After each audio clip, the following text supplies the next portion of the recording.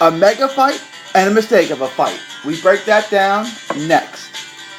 Please help us hit 1,000 subscribers. Please like and subscribe. Leave us a comment below. Let us know what you think. Welcome back to Tuesday Night Fight. It's a quiet weekend this week, Science, but we got two topics to get into. First, a fight I'm really excited for. Alexander Usyk and Tony the Bomber Bellew. It's official, set for November 10th in the UK. No venue yet, but it will be November 10th. Two great cruiserweights squaring off for the undisputed cruiserweight crown. I'm going to keep it 100. You guys know how I feel about Usyk. I'm a fan of Bellew, but I must keep it 100. Usyk's going to absolutely school Bellew, outclass him on his way to a unanimous decision. But this is a good move for Usyk. He can build his name up, build a base in the UK, get a big national exposure fight. The UK international exposure in the UK. I'm sure this will be televised in the US as well. I don't know if it'll be part of the zone or what it'll be on, but I'm sure we'll get to watch this here in the States. It'll be massive in the UK. We'll do big things in the UK. He'll get a big fat check, and he'll get a lot of exposure to face the he'll get exposure, which will help build his name, so that he can maximize that when he moves up to heavyweight with the Dillian Whites and Anthony Joshua's and Tyson Fury's in the heavyweight division. Because he will be there, and this is, I would think, his final fight at cruiserweight. After this, I'm sure that he has all four belts. Some of them are going to start making him take mandatories, this and that. And, there's nothing left for him to prove. I thought this fight would be at heavyweight, and apparently they're doing it at cruiserweight, which is fine. But Usyk is a unique talent. I have not seen. We talked about this last time. He really shrinks down to 200 pounds. He's probably more like 220. And to have a guy this size who moves around, throws combinations, the footwork, the hand speed, the combination punching at this size, it is unique. I like to call Vasily Lomachenko a midget Alexander Usyk, right? They like to call Usyk a giant version of Lomachenko, but I really think it's the other way around. He's got a great amateur pedigree. Usyk, he's a unique talent to the heavyweight division, and to the cruiserweight division, and he will be a unique talent in the heavyweight division. There's a lot to like about Usyk. He's won every fight. Clearly. He's been tested a couple of times. Relative test. I've cruised. I've screwed every fight for him clearly. But this will be a good fight. A good test, I should say, because Bellew's had success at heavyweight and at cruiserweight and at light heavyweight to some degree. So Bellew's kind of transcended those weight classes. So this will be a good gauge for Usyk. If he blows out Bellew, which I think he will, we can start ranking him amongst the heavyweights. Even though the fight's at cruiserweight, we know that Bellew competes as a heavyweight. They'll be about the same size, roughly. I think Usyk may even be a little bit bigger than Bellew. Usyk's a big dude. Then after that, it's time to move up to heavyweight and face one of these three guys first. Okay, I'm going to lay out the plan for Alexander Usyk. Your first fight at heavyweight, fight one of these three guys: Dominic Breazeale, Brian Jennings, or Joseph Parker. That's where you want to go. You can fight Breazeale. I don't know that Breazeale would take the fight because he's set up for a mandatory at some point with Deontay Wilder. But Breazeale's a good name. If you can beat Breazeale, then you're a legitimate heavyweight. And the same thing with Brian Jennings. I think Usyk outclasses both these guys, Breazeale and Jennings. Easy work, easy decision. Outmoves them, outlands them, outthrows them. But if you can beat one of these guys, you put yourself in a position where you're a force to be reckoned with. Or the third guy, which would be a step up, would be Joseph Parker. If you beat him, he was heavyweight champ of the world. If you beat him, you've solidified yourself. Like, I beat a guy who was the heavyweight champ of the world. Make that fight in the second quarter in Q2 of 2019. then you've established yourself as a heavyweight, right? Be any of those three guys, Brazil, Jennings, or Joseph Parker. You've established yourself as a heavyweight. And then fight whoever is left at that point. I don't know who would be left, right? So you have the Joshua Povetkin fight. You have Wilder Fury, and each of those guys I would imagine are going to fight in the second quarter as well of 2019. Whoever is left standing, fight that guy. If that guy's not available, you can look at guys like Luis Ortiz or Dillian White. Fight one of those guys. But for now, let's say Joshua wins. I think Joshua will fight Dillian White in April. That leaves the winner of Wilder Fury available without a huge name to fight. If Usyk beats one of those three names that I just gave you, Brazil, Jennings, and Parker, he would be in line for that shot. Fight Fury or Wilder, whoever wins that fight. And then that would obviously set up a fight for the then undisputed heavyweight championship of the world. But this is all, we're putting the horse in front of the cart in front of the horse a little bit here. Usyk has to take care of Tony Bellew, take care of business in the UK, do that, and then next year open up the year strong with one of those three names that I just gave you, and you're on your way. But this is one step at a time. We don't know who's going to win these heavyweight fights. Look, I'm assuming Joshua wins. Povetkin's a puncher. We saw what Povetkin did in his last fight. He could knock out Joshua. I mean, I'm not picking on it. I'm taking Joshua to win by knockout in that fight. But this is the heavyweight division, right? George Foreman knocked out Michael Moorer. Hasim Rahman knocked out Lennox Lewis. Corey Sanders knocked out Klitschko. I mean, crazy things happen. So let's not assume anything, right? Especially Povetkin is a legitimate fighter. I don't think Joshua will have that much problem with him, but you never know what will happen. And then the Wilder Fury fight. I'm not even going to tell you which way I'm leaning right now because I've gone back and forth on this so many times.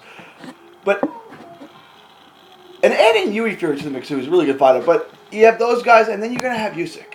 And Usyk's the next great heavyweight in my projection. Just the skill set, the footwork, the athleticism, the hand speed, the combination punching, the work output. The punch output is crazy. I don't know how any heavyweight can win rounds against this guy. He has the high guard.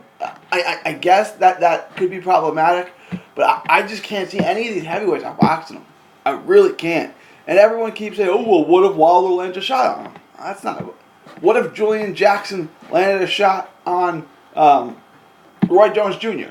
or Julian Jackson landed a shot on James Toney? He would knock them out, right? But I'm not picking that to happen, right? I'm picking the guy that doesn't sit still to not get hit.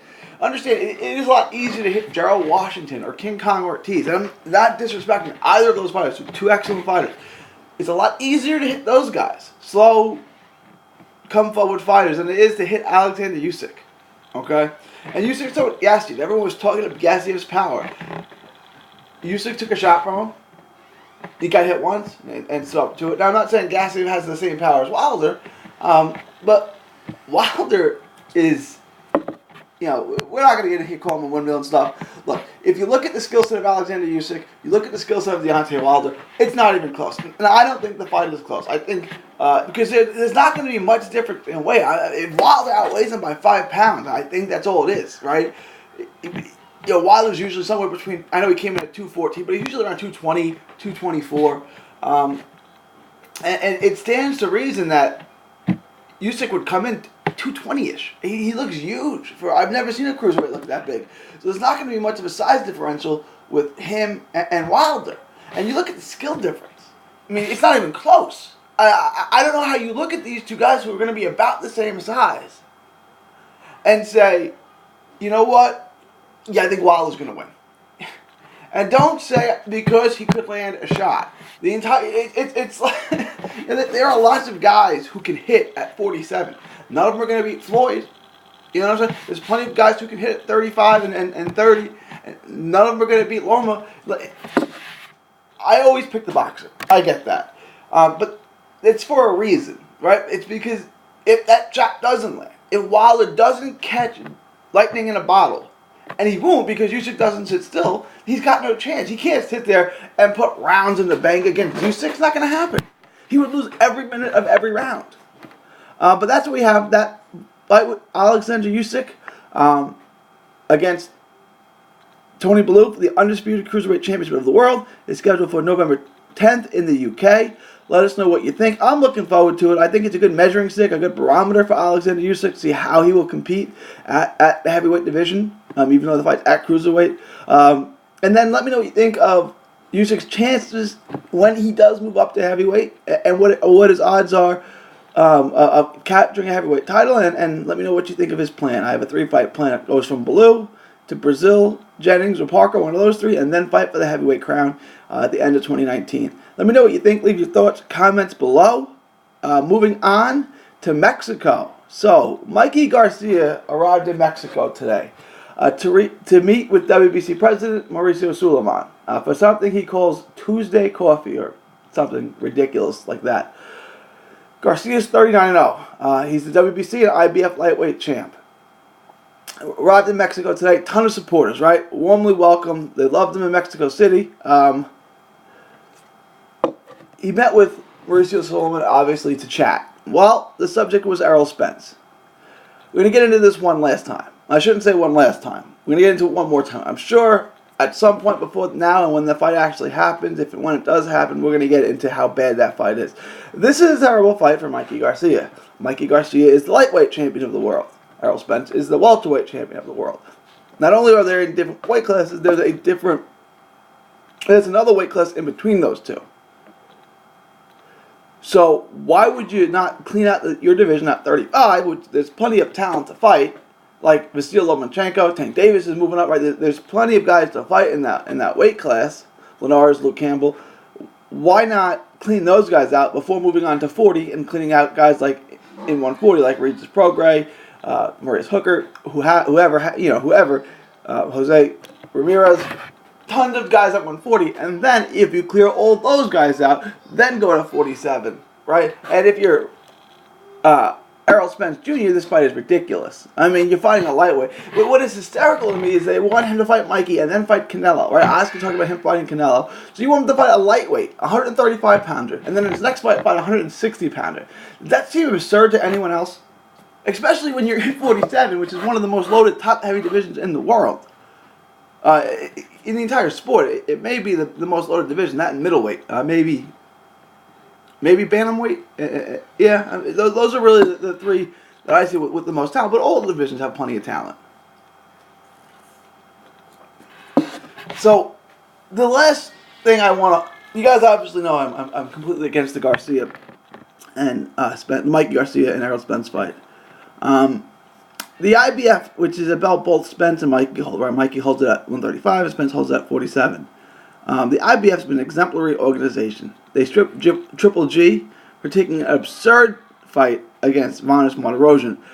Actually, what happened there is they wouldn't sanction it, right? And then Triple G then had 90 days to negotiate and fight the mandatory challenger, which was Derevchenko. He never did that, at which point they stripped him. They could have stripped him right at that point for fighting Martirosyan. It gave him the 90 days. So, here's our last hope, or my last hope. And if you guys like this fight, let me know what you think, because I am so far against Garcia and Spence because they're different weight classes. The IBF gives Errol Spence the same kind of mandate. You will either not sanction this fight and strip you, or we will give you 90 days after this to then fight your mandatory, who I believe is Yordenis Ugas. Right? Ugas is number 2. They don't have a number 1. So if they went down the line, it would go straight to Ugas, I believe. That would do one of two things, right? So let's say he fights Mikey in January, February, which is what they're talking about. That would mean he would have 90 days to fight Ugas, which would be March, April, let's say May. That would mean he has to fight Ugas, and he can't fight the winner of Swift and Porter, or Keith Thurman, or anybody else. He would have to take that Ugas fight. Meaning, maybe I won't take that fight. I'll just fight Ugas now, and then fight Garcia or Porter next spring, right? So what the IBF putting this pressure on would make him not take the fight and just fight Ugas instead, or Jesse Vargas, or whatever, right? fight an actual welterweight instead of a lightweight. Now, I know some of you guys are into this Mikey Garcia fight. Do you really think Mikey Garcia can beat the biggest, strongest welterweight out there? I don't see it. Pacquiao is a different story. Danny Garcia is a different story. I don't think he could beat Porter. I think possibly he could beat Garcia and Danny Garcia and Manny Pacquiao. I don't think he could beat Porter, and I don't think he would get destroyed by Earl Spence. I think he'd get destroyed by Porter too, but we'll get into all that later. So that's really what I'm kind of hoping for, is that the IBF says, no, we're gonna stick to our principles. We're not gonna sanction a fight with Mikey Garcia. Go fight a welterweight, or if you're gonna fight Mikey, you got 90 days after to fight Ugas, or whoever they mandate at that particular time. I think if they did either one of those two things, if they did that, they said, we're going to strip you if you fight him, or we're going to give you 90 days, he would have to rethink the Mikey fight. And if he still took it, well, then he'd have to fight Ugas in the relatively short-term future anyway.